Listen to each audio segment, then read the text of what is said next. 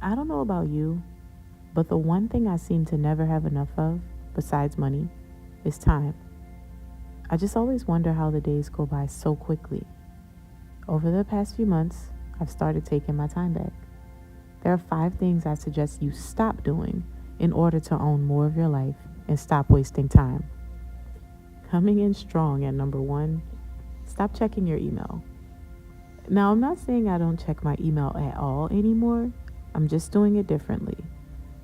Let me start by saying I used to check my email with the app in my phone every hour, sometimes more than that, almost as frequently as I was checking text messages and missed phone calls, which I find insane. And I know I'm only doing it because it's available on my phone. So I first deleted the app so that now to check my email, I have to log in on a browser or I have to check it on my computer. All this does is slow down the speed of which I can check my email. I now can't access it as quickly as opening an app, so I have not been doing it aimlessly. Coming in at number 2, stop multitasking. I used to think it was a great idea to multitask, juggling all these things at once. You feel like you're always doing something.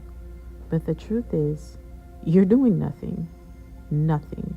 I've recently come to understand that when I multitask, I'm not fully committing to one thing. And as a result, I just don't complete anything efficiently. Multitasking usually places the same weight or level of importance on multiple tasks and extends completion time because, well, nothing is focused on completely. Spreading your focus on multiple unrelated tasks at a time requires you to reset your attention every single time you switch tasks. Let's just say you take 10 minutes to reorient yourself every time you shift from one task to the next. If you're flipping back and forth between tasks, you're losing 10 minutes between those tasks every time you shift your focus. You may feel like you're doing more by having multiple tabs open at a time, but it's definitely better to finish the work, close the tab, then move on, figuratively and literally. If you're multitasking, at any given point, when you stop for a break or due to interruption, you still have all the tasks left to complete.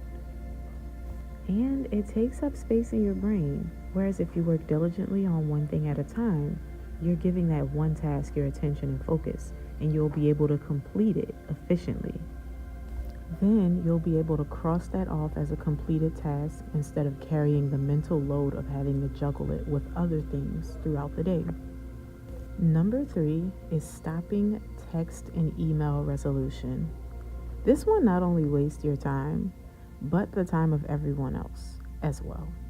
If there's something that would take 5 minutes to resolve through a voice conversation, why delay it? Why draw it out and do it through text or email?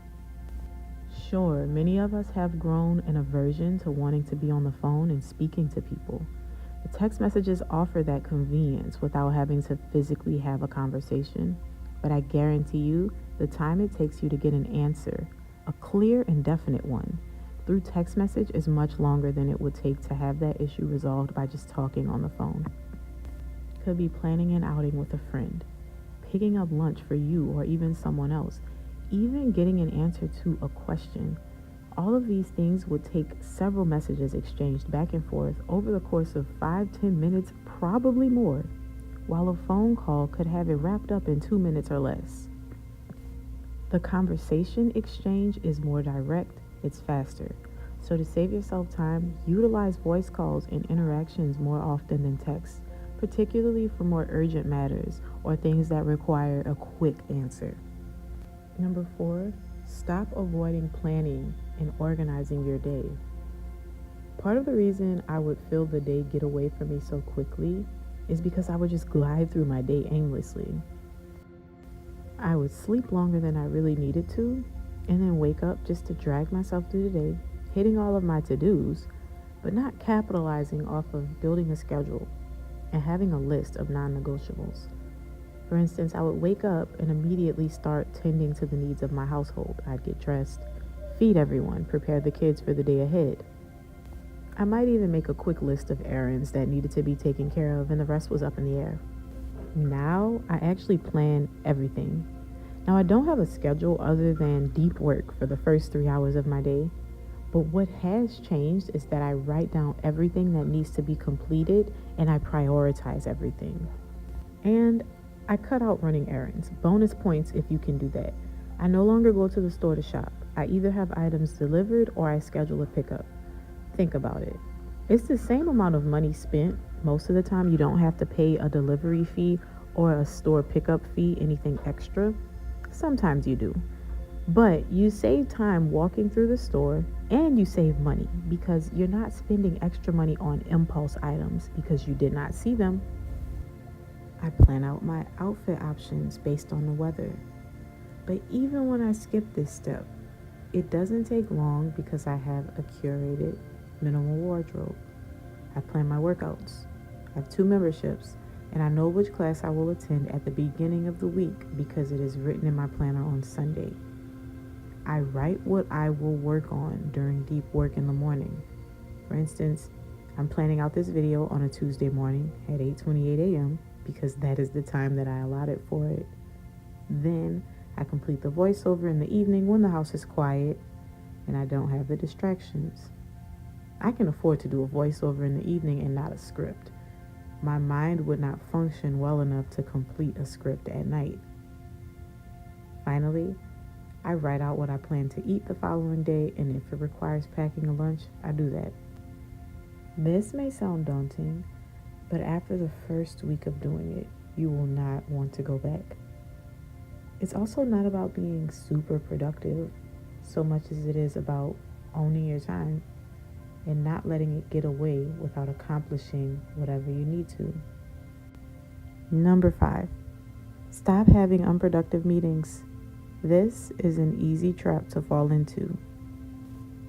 It can be personal or professional, but I've learned that there are meetings that could have been condensed into an email and saved everyone's time and energy.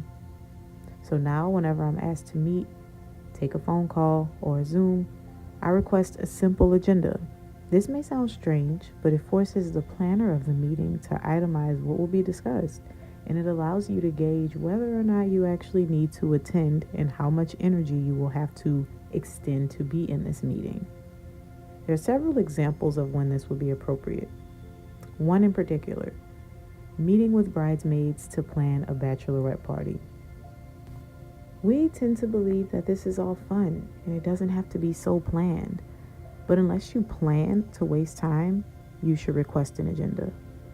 Another example is a friend asking for advice.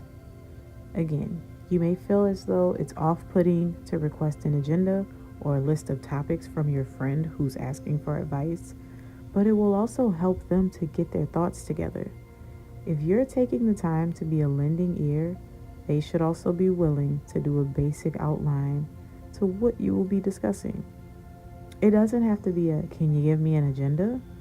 But you can definitely ask if they mind giving you a brief synopsis of what it is that they need assistance with, just so you can prepare your mind for the conversation and be sure not to venture into other things. Again, it seems like it's making it too professional, but it's really to protect your time and energy. And if you're anything like me, I do like to be mentally prepared for things, so having an agenda or a plan of some sort really does ease my mind. And that's it. Easy ways to begin taking back your time. I hope you get started and that avoiding these things can be as rewarding for you as it has been for me.